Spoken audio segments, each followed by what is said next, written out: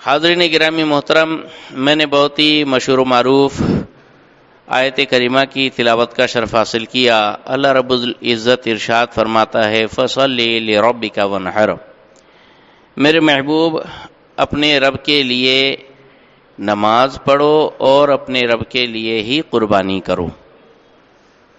نماز اور قربانی یہ عبادتیں ہیں، اور عبادت صرف اللہ کی جا سکتی ہے، اللہ کے علاوہ کسی اور کی عبادت ہو ہی نہیں سکتی، جو کرے وہ مشرک ہو جائے۔ اس لیے نماز اور سجدہ عبادت یہ خاص اللہ کے لیے ہے، اور قربانی بھی یہ خاص اللہ واسطے ہوتی ہے، اور ذبح کیا جاتا ہے اللہ کے نام سے۔ یہ اور ہے کسی انسان کی طرف سے ہوتا ہے، لیکن ذبح اللہ کے نام پر ہی ہوگا۔ حاضرین گرامی، آنے والا مہینہ قربانی کا مہینہ ہے، لوگ اس کی تیاریاں کر رہے ہیں۔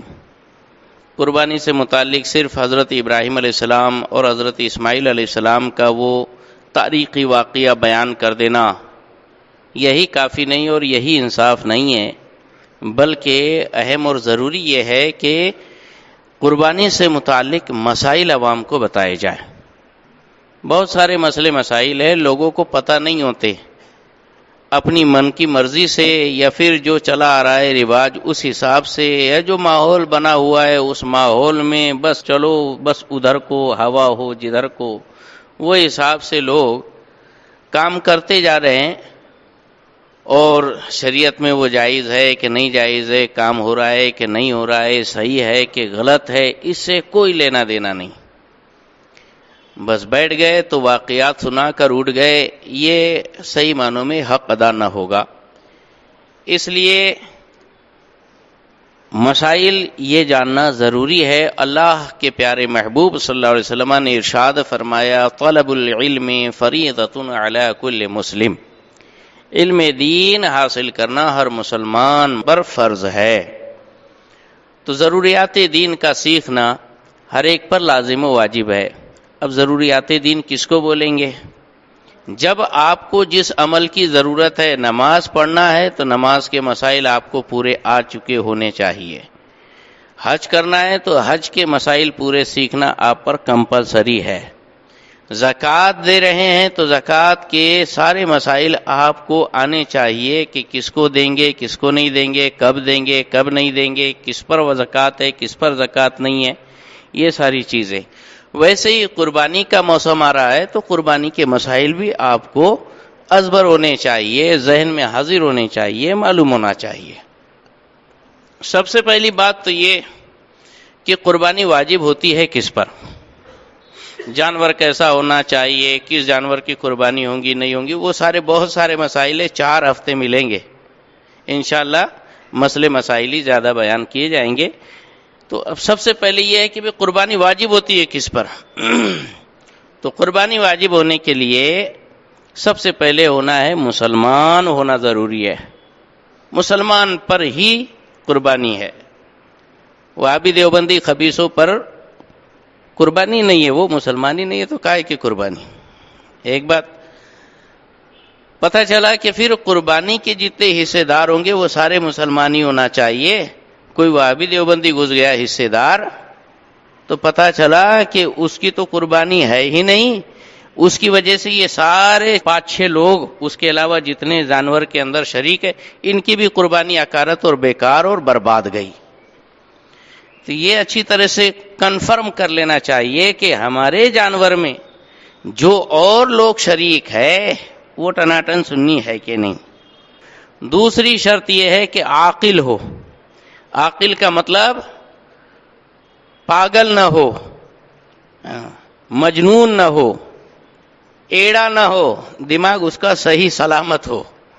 پاگل کے اوپر قربانی فرض نہیں ہے، عاقل بھی ہو اور پھر بالغ بھی ہو، نابالغ پر بھی قربانی فرض نہیں ہے۔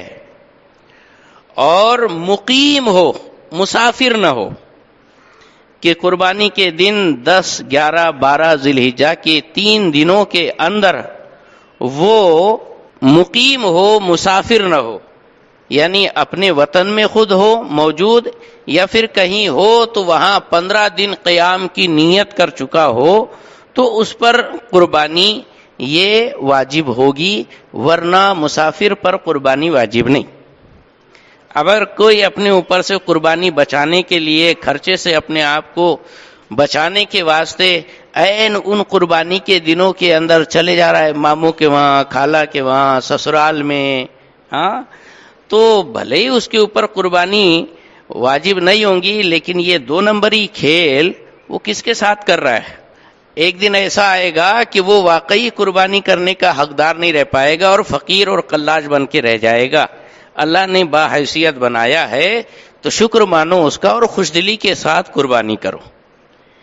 مقیم ہونا یہ ضروری ہے۔ مقیم یعنی جو مسافر نہ ہو، اپنے وطن کے باہر نہ ہو، اگر باہر گیا بھی ہے، باہر سے مراد یعنی 92.5 کلومیٹر کی دوری کا سفر کا ارادہ کر کے اپنے شہر سے باہر نہ نکلا ہو، ان 3 دنوں کے اندر 10 تاریخ، 11 تاریخ، 12 تاریخ ذی الحجہ کی، یہ تینوں دن وہ مقیم رہے تو اس کے اوپر قربانی لاگو ہوں گی۔ اگر وہ مسافرت کے اندر رہا تو پھر قربانی اس پر لاگو نہیں ہوں گی۔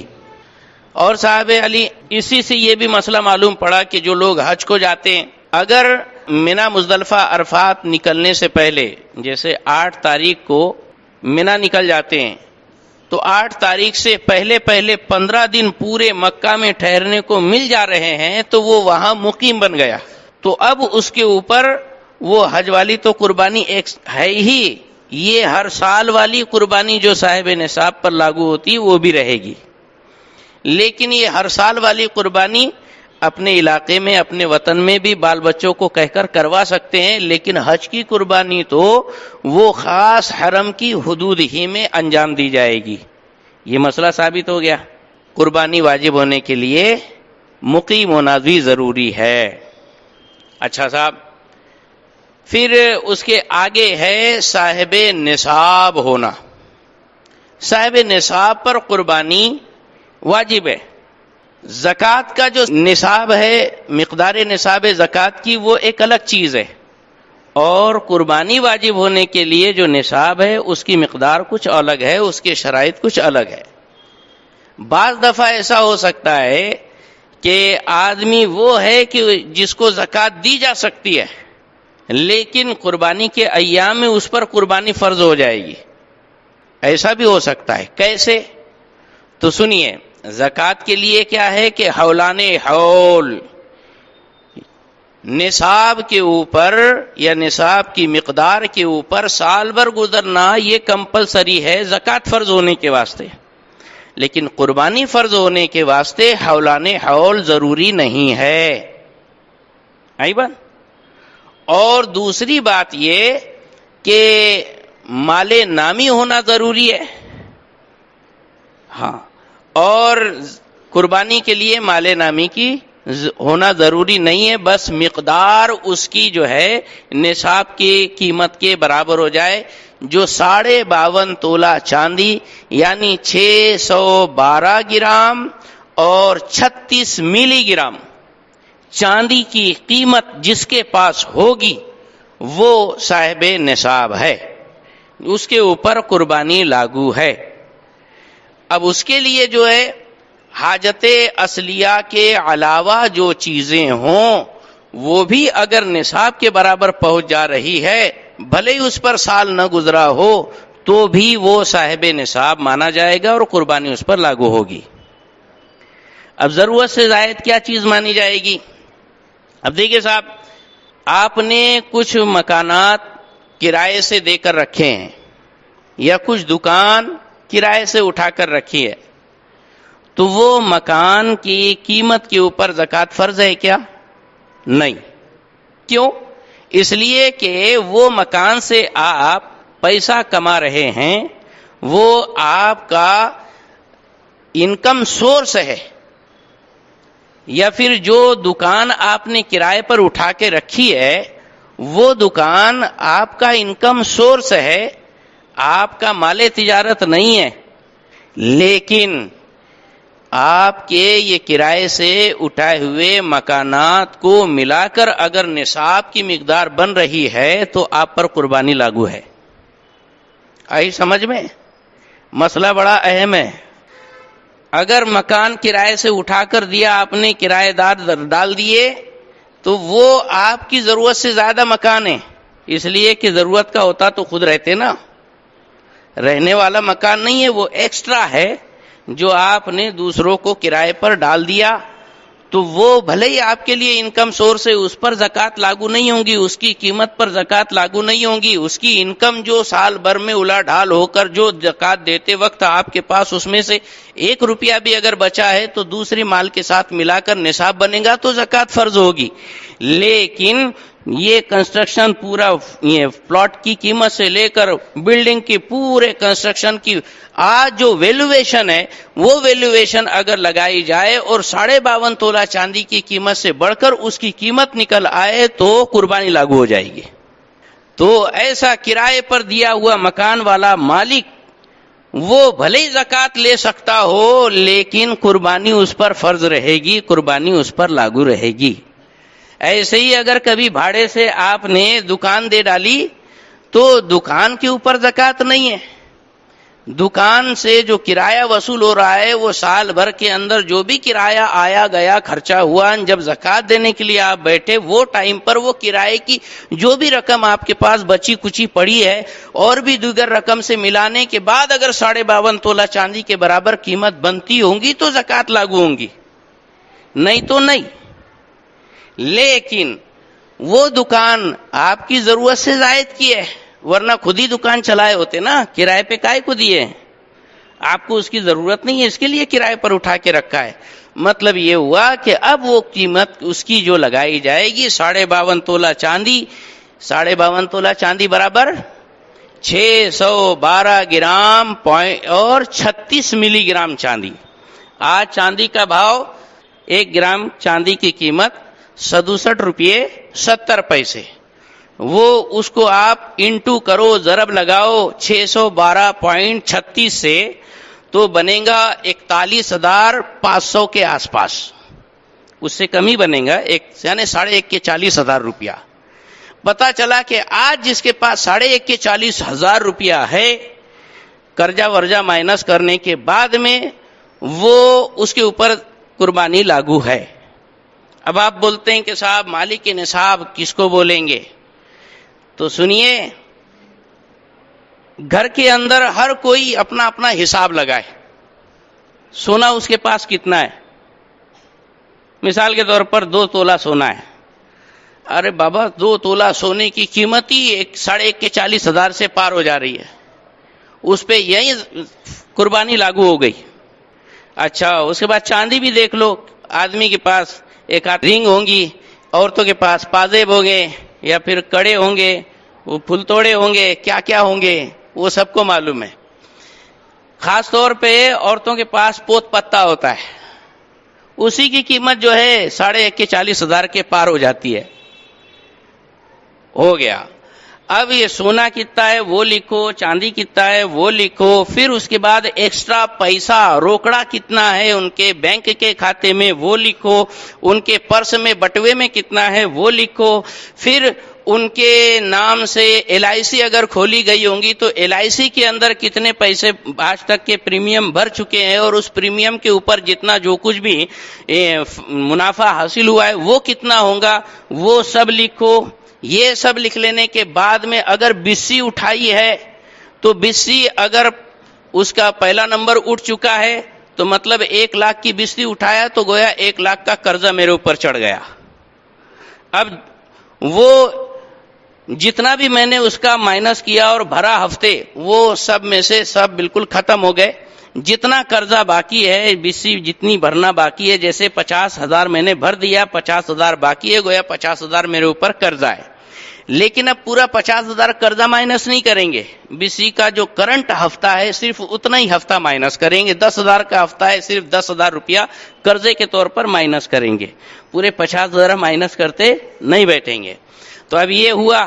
اور اگر کبھی ابھی تک کہ بسی کا نمبر میرا اٹھا نہیں ہے، میرا نمبر بالکل لاسٹ والا ہے، 12ویں مہینے میں 12واں نمبر ملا ہے میرے کو، تو 1,20,000 کی بسی ہے, 10,000 روپے مہینے کا بھرنا ہے, اور ابھی چھٹا مہینہ چل رہا ہے, 6 ہفتے بھر چکا ہوں, یعنی 60,000 میرے نام پر بیلنس پڑے ہوئے. وہ میرا روکڑا کیش ہے, اس کو بھی ملایا جائے گا میرے مدل اور کیش کے اندر. وہ 60,000 بھی میرا روکڑا ہے. ہاں, وہ مائنس نہیں کریں گے کہ دے دیا میں نے, جب ملیں گی بسی اس میں کٹ ہو جائے گا. نہ, وہ ابھی بھی میری ملکیت ہے.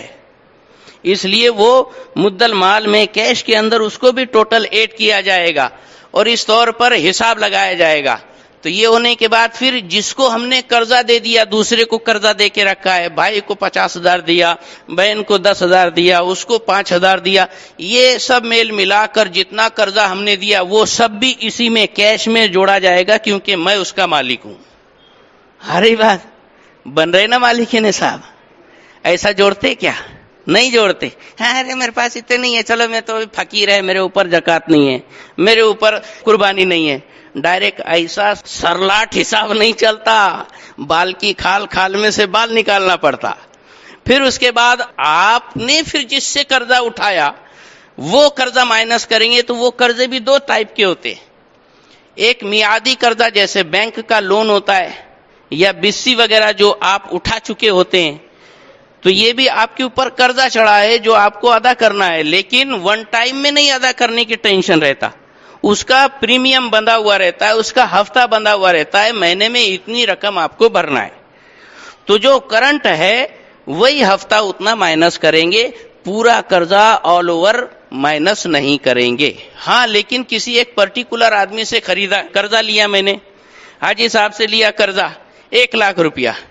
حاجی صاحب نے بولے مولانا صاحب تم نا میرے کو دسمبر میں دے دینا, لیکن اب تو قربانی تو آ رہی ہے, تو اب کیا یہ 1,00,000 روپیہ تو یہ دسمبر میں دینا ہے, ابھی تو دینا نہیں ہے, تو کیا 1,00,000 روپیہ مائنس کروں گا کہ نہیں کروں گا؟ پورا 1,00,000 روپیہ مائنس کروں گا. کیوں؟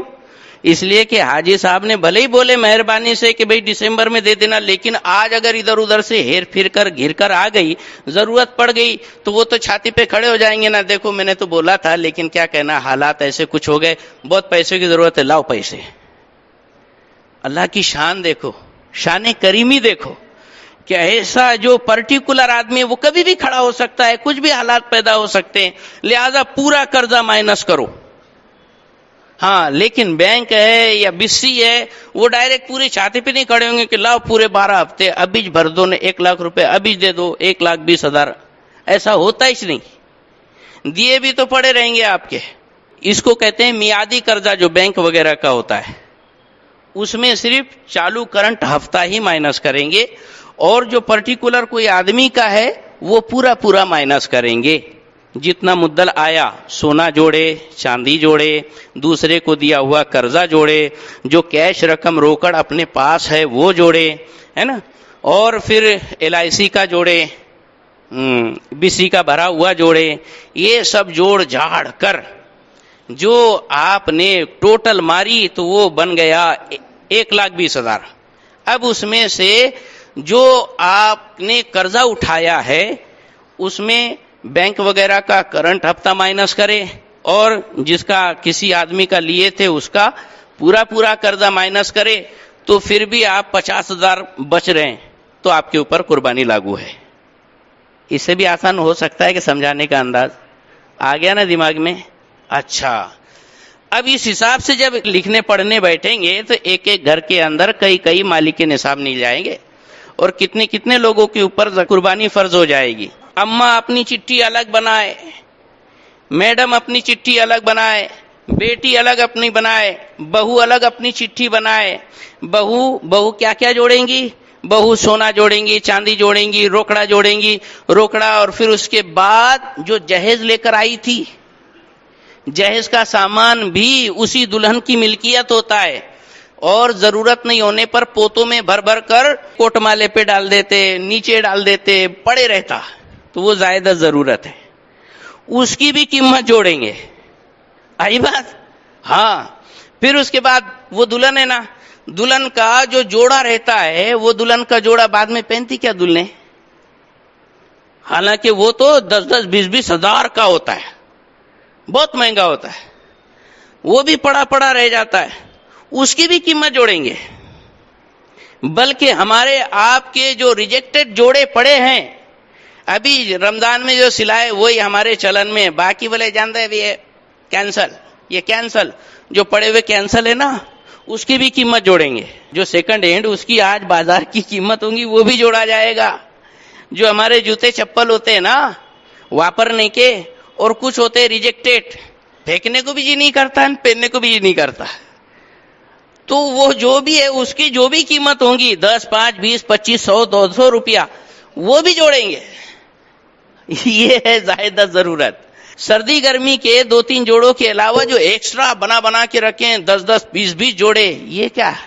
تو صرف مطلب 3 سے 4 جوڑے یہ آپ کی ضرورت کے ہے، باقی تو ایکسٹرا ہے، زائدہ ضرورت ہے۔ کچھ برتن ایسے ہوتے ہیں جو صرف شو پیس ہوتے ہیں، ضرورت کے نہیں ہوتے۔ تانبے کے برتن، ارے کب استعمال ہونے والے، وہ کبھی استعمال نہیں ہوتے، ان کی بھی قیمت جوڑیں گے، وہ بھی زائدہ ضرورت ہے۔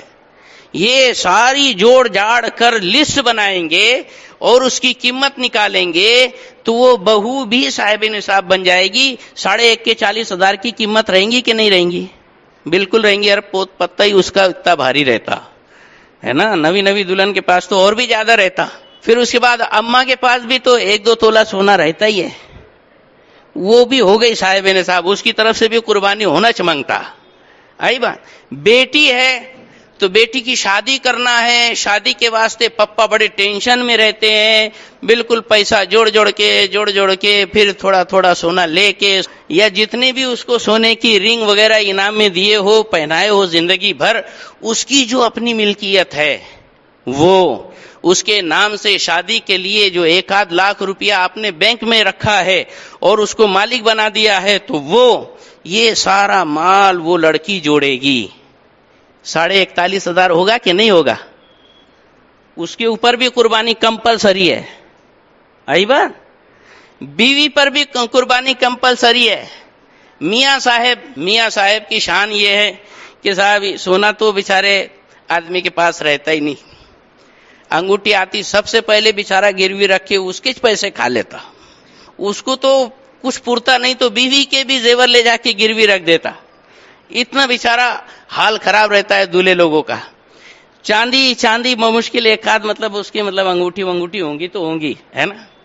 پھر اس کے بعد اس کا بینک بیلنس چیک کیا جائے گا، اس نے جو LIC کھولا ہوگا وہ چیک کیا جائے گا، ہیلتھ انشورنس جو اس نے اٹھایا ہوگا اس میں جو پریمیم بھرے ہیں اس کو جوڑا جائے گا، یہ سب کچھ جوڑ جاڑ کر جتنا دوسروں کو قرضہ دیا ہے وہ سب جوڑا جائے گا، اور یہ سب جوڑنے کے بعد جو قرضہ لیا ہے، اگر میعادی قرضہ ہے بینک والا تو اس کا 1 پریمیم کٹ کریں گے، اور اگر کسی پرٹیکولر آدمی سے لیا ہے تو پورا مائنس کریں گے، اور وہ 41,500 روپے بنتا ہے تو قربانی اس کی طرف سے کمپلسری۔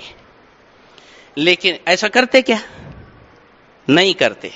ایک گھر میں کئی بھلے آدمی بھلے نہیں ملے گا لیکن عورتیں تو ضرور مالک نصاب ملے گی، ان کے نام سے تو کوئی کرتا ہی نہیں، کون تو بولے بڑے میاں کے نام سے۔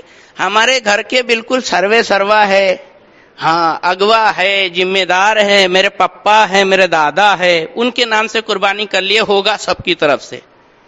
جتنے مالک نصاب ہوگے سب کی طرف سے قربانی کمپلسری ہوگی۔ بلکہ وہ بڑے میاں بیچارے جو کچھ کرتے نہیں دھندا پانی، بلکہ بچے دیتے تو ان کی چائے روٹی بلکہ بیڑیا بڑی کاڑی چلتی، جو کچھ کماتا ہی نہیں اس کے اوپر تو ایسے بھی قربانی لاگو نہیں ہے، وہ قربانی کر رہا ہے تو نفلی قربانی ہے، لیکن جس پر گھر میں واجب ہے وہ نہیں کر رہے، ان کی طرف سے نہیں کر رہے، بولے میرے ابا کی طرف سے ہو رہی نا، ہماری طرف سے ہو جائیں گے۔ ایسا نہیں ہوتا، ابا نماز پڑھ لیے تو تمہاری نماز معاف نہیں ہونے والی۔ جو صاحب نصاب ہے اس کی طرف سے قربانی کمپلسری ہے، اور اگر صاحب نصاب میں ہوں تو میری طرف سے ہونا ہی چاہیے، میں اپنے باپ کی طرف سے کروں گا، بھلے ہی ابا کے نام سے ہونے پر ان کو ثواب ملے گا، لیکن میرا فرض ادا نہیں ہونے والا، میری گردن پکڑی جائے گی، میری نجات نہیں ہونے والی۔ سمجھ میں آ رہی نا بات؟ یہ باریک مسئلہ ہے۔ تو جو صاحب نصاب ہے اس کی طرف سے قربانی ہونا یہ کمپلسری ہے۔ اور بھی بہت سارے مسائل ہیں، تھوڑا سا شاید آپ کو لگا ہوگا کہ یار مولانا نوے مسئلے بتا رہے، اصل میں نہیں معلوم ہے تو اس کا مطلب نہیں کہ یہ سب کچھ غلط ہے. آج معلوم پڑا، آج جاگ جاؤ، ہے نا، جب جاگے تب سویرا. اللہ تبارک و تعالی ہم سب کو سن کر یاد رکھنے، اس پر عمل کرنے، دوسروں تک پہنچانے کی توفیق رفیق عطا فرمائے، اور ہر مسلمان کی جان مال عزت آبرو کی حفاظت فرمائے. السلام علیکم.